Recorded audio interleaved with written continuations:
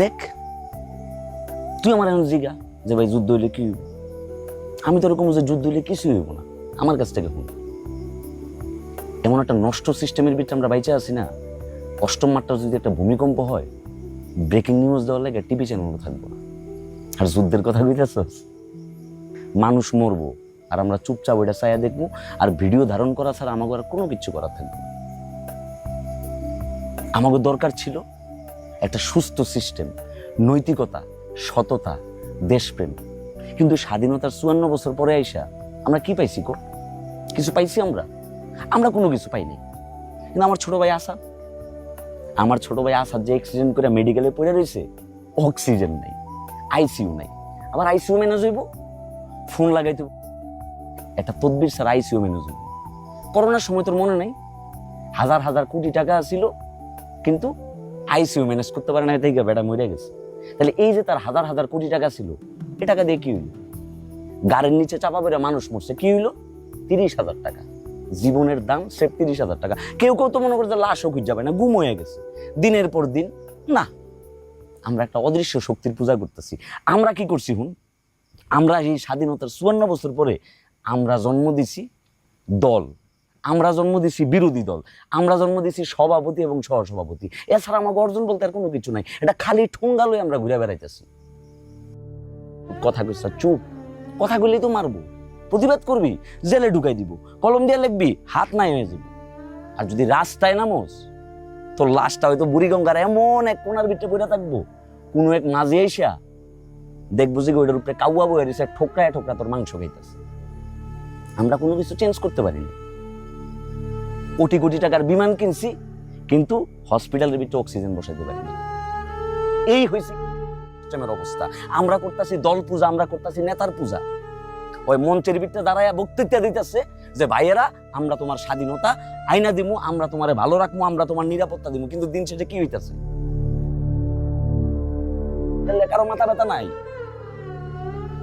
Border দিয়ে আবার নেশা ঢুকতেছে, আবার ওই নেশা তোর আর আমার মতো যুব সমাজে ধ্বংস করে দিতেছে। কেউ ওগুলো নিয়ে কোনো কথা কইছে? কথা কয় নাই। আবার একটা অদৃশ্য শক্তি তাদেরকে সবসময় শেল্টার দিয়ে গেছে। দিনে ঢুকছে, রাইটে বার হইছে। আছে এরাও দল কান, জবাব দিতে বলতে কোনো কিছু আছে নাই এদের ভিতরে। এদের ভিতরে আছে চাটুকারিতা, এদের ভিতরে আছে লোভ, এদের ভিতরে আছে বাসনা কামনা। নেতার পোলা বিদেশ পড়তে গেছে, আবার দেশে নেতা হয়েছে, আর তুই আর আমি সারা জীবন চামচা। যে লোকটা 8 পাস করছে ওরে আমরা বয় দিছি ক্ষমতার চেয়ারে, আর তুই আর আমি বিশ্ববিদ্যালয় থেকে পাশ করে চামচামি করতেছি। একটা চাকরির লেগে নেতার বাজারের ব্যাগ টানছি সারা জীবন, নেতার বই করবো, ওইটা পর্যন্ত বাজার থেকে ঠিকঠাক করে কি খুঁজা কিনে আনছি। তাহলে তোর আর আমার ভবিষ্যৎ কই? তরুণ পোলাপাইনটা কি শিখতেছে? হাজার হাজার লাখ লাখ তরুণ পোলাপাইন এই দেশ ছাড়ার স্বপ্ন নিয়ে, কল্পনা নিয়ে রাত্রের বেলা ঘুমাইতে যায়। এমন গণতন্ত্র আমরা চাইছি না? গণতন্ত্রের বুলি কইতে গেলে আর শেষ হবে না। যে জায়গায় গণতন্ত্রের প্রধান রাজা হওয়ার কথা ছিল জনগণের, সে জায়গায় আমরা হইছি চাষা ভুষা, আমরা হইছি তাদের কাছে তেলা পোকা ছাড়ার কিচ্ছু না। তারা হয়ে গেছে, আর আমরা যারা সাধারণ জনগণ আছি আমরা হয়ে গেছি ভেড়া। সোশ্যাল মিডিয়ায় প্রতিবাদ করবি, রাস্তায় নামবি, কোনো লাভ নাই। তুই কথা বললে ওরা সন্দেহের চোখে তাকাইবে। ওরা ভাববো যে কি তুই কোনো কারো হইয়া দালালি করতেছিস, ওরা ভাববো যে তুই কারো সামসামি করতেছিস। কিন্তু তুই আর আমি তো সত্যর কথাটা বলতেছি। আমার ঘরে এই কথা কেউ শুনছে? কেউ পাত্তা দেয় না আমার ঘর কথা। এই ভিতরটা ফোকরা হয়ে গেছে, এই ভিতরে এত কথা আছে, এত কিছু কইতে মন চায়।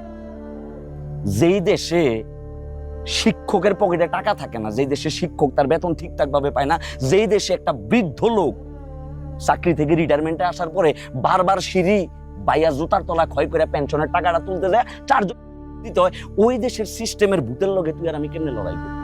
আমাগর ভাই আসাদ সেম বলিটা হইছে। তাহলে আজকে যদি আমাগর ভাই আসাদ যদি আমরা বাঁচাইতে না পারি, আমাগর ভাই আসাদ যদি আজকে মইরা যায়, ওই যদি চিকিৎসার অভাবে মরে, তাহলে এই যে মনে করছে এত সেতু করলাম, রাস্তাঘাট করলাম, ফ্লাইওভার করলাম, এত এত মিছিল মিটিং ভাষণ সভা সমাবেশ, এগুলো করে কি করবো? তোর পকেটে যদি পয়সা না থাকে, বাজার থেকে যায় যদি কোনো জিনিসপত্র কিনতে না পারো, তোর খাবারের লেগে যদি হাড়ির ভিতরে চাইল না থাকে, তোর যদি রাস্তায় রাস্তায় ঘুরতে হয়, তুই যদি শিক্ষিত হয়, দিনের পর দিন বেকার থাকতে হয়, এবং বাংলাদেশের সর্বোচ্চ বিদ্যাপীঠ ঢাকা বিশ্ববিদ্যালয় থেকে পাশ করে বাইর হওয়ার পরও তোর যদি নেতার সামসামি করে তার সুপারিশে চাকরি নিতে হয়, কিংবা দিন শেষে চাকরি না পাওয়ার পর যদি আত্মহত্যা করতে হয়, এই দোষটা কারে দিবি? বিশ্ববিদ্যালয়ে রে? এই যে আমরা বিশ্ববিদ্যালয়ে পড়তেছি টাকা, বাংলাদেশে তো এতগুলা পাবলিক ইউনিভার্সিটি আছে, বাংলা ডিপার্টমেন্ট আছে না, ইংলিশ ডিপার্টমেন্টে আছে না? আচ্ছা, বাংলা ডিপার্টমেন্ট থেকে কয়জন মানিক বন্দ্যোপাধ্যায়ের জন্ম হয়েছে, কয়জন হুমায়ুন আহমেদ স্যারের জন্ম হয়েছে, কিংবা ইংলিশ ডিপার্টমেন্টে পড়া কয়জন শেক্সপিয়র কিংবা সেলিনার মতো বিখ্যাত কবি হয়ে গেছে? আছে কেউ? তাহলে এগুলার দাম কি? কারণ দাম পাবি না তো। নীল ক্ষেত থেকে আরেকজনের রিসার্চ পেপার চুরি কইরা ওই বিশ্ববিদ্যালয়ের শিক্ষক পিএইচডি ডিগ্রি লইছে, সেই হিসাবে আমার ক্লাসে কি লেকচার দিতেছে? বাবা, শিক্ষা জাতির মেরুদণ্ড, আর দুর্নীতিগ্রস্ত কখনো হইও না। অথচ ওই আরেক নেতার লোকে সামসামি কইরা নেতার বাজার কইরা দিয়া 20 লাখ টাকা দিয়া বিশ্ববিদ্যালয়ের শিক্ষক হইছে। তাহলে যেই লোকটা প্রত্যয় 20 লাখ টাকা দিয়ে বিশ্ববিদ্যালয়ের শিক্ষক হইছে, ওই আমারে শিখাইবো যে কোনটা ন্যায় আর কোনটা অন্যায়? সোসাইটির দিকে তাকা, সোসাইটির দিকে তাকা তুই। হ্যাঁ, কি দেখি আমরা? যে স্কুল মাস্টারটা সারা জীবন কষ্ট কইরা ন্যায় সততা দিয়া তার জীবনটারে চালাইছে, এলাকায় একটা প্রোগ্রাম হইছে, ওই স্কুল শিক্ষকরা চেয়ার দেয় নাই। চেয়ার দিছে কারে? ওই যে তোর আর আমার টাকা মাইরা খাইছে, ওরে আমরা দিছি যে স্যার আপনি যদি না আসেন আমরা খুব কষ্ট পাবো স্যার, আপনি আমাদের প্রোগ্রামের একমাত্র সভাপতি। আর ওই যে স্কুল শিক্ষক তারে মঞ্চে উঠতে দেয় না, মাইক তো দূরের কথা। ভালো সমাজ কেমন হইব? আচ্ছা, যে লোকটা দিনের পর দিন দুর্নীতি কইরা গেছে, আমাগো রক্ত চুষা টাকা কামাইছে, তার বউর কি কোনোদিন তারে কইছে যে আচ্ছা রাকিবের আব্বা তোমার স্যালারি হইলো গিয়ে এত গ্রেডে, তোমার বেসিক হইলো এত, তাহলে আমরা ফ্ল্যাট ভাড়া দিতেছি 45,000, অথচ তোমার স্যালারি 30,000, বাকি টাকা কই থেকে আসে রাকিবের আব্বা? আমরা পারবো না, আমরা একটা অদৃশ্য শক্তির লোকে লড়াই করতেছি। অথচ আমাদের যে নৈতিকতার জায়গায় থাকার কথা ছিল, ওই জায়গায় আমরা গেলেই, আমরা কথা বললেই ধরা পড়তো। আসাদ গেছে, এরপর তুই যাবি, এরপর আমি যাবো, দোষটা কারে দেব? এই সিস্টেম যারা চালাইতেছে এগুলো তো আমরাই দিন শেষে কি আমরাই এগোর হাতে তুলে দিয়েছি, আপনি বসেন, বেড়াই করে নাই 8 পাস, অথচ বেড়ারে দিছি পুরো দেশ চালানোর ক্ষমতা দিয়ে দিছি বেড়ারে। এরা ভ্যাম্পায়ার, ভ্যাম্পায়ার তো একটা কাল্পনিক চরিত্র না প্রত্যয়, কিন্তু এরা দিন শেষে আইছে না, এরা সত্যিকারের ভ্যাম্পায়ার, যারা তোর আর আমার ভিতরে একটা সিরিঞ্জ ঢুকাই দিয়া আমাকে রক্ত চুষা লইয়া দিতেছে। দেখ, পয়সা কামাইতেছে হয়, ক্ষমতা উপভোগ করতেছে হয়, আর তুই আর চাষার বসার মতো আমরা ঘুরে বেড়াইতেছি। আবার দিন শেষে হয় মানি লন্ডারিং করছে, ওই টাকা চুরি করে দেশের বাইরে লয়ে গেছে, আবার ও দিন শেষে টাকা দেশে ওর ফ্যামিলির ভালো রাখতেছে। তুই আর আমি কই, এই যে একটা ভালো ডিপার্টমেন্ট লয়ে পড়াশোনা করছি, বাড়িয়া চাকরি পাবো কিনা জানি না, আমি যে আজকে নেতার দৌড়া বেড়াইতেছি, আজকে আমার জীবনে যদি সচ্ছলতা থাকতো, আমার যদি রাষ্ট্র চাকরির ব্যবস্থা করে দিত যে তোর যোগ্যতা অনুযায়ী বিল্লু তুই চাকরি পাবি, আমি কি নষ্ট হইতাম?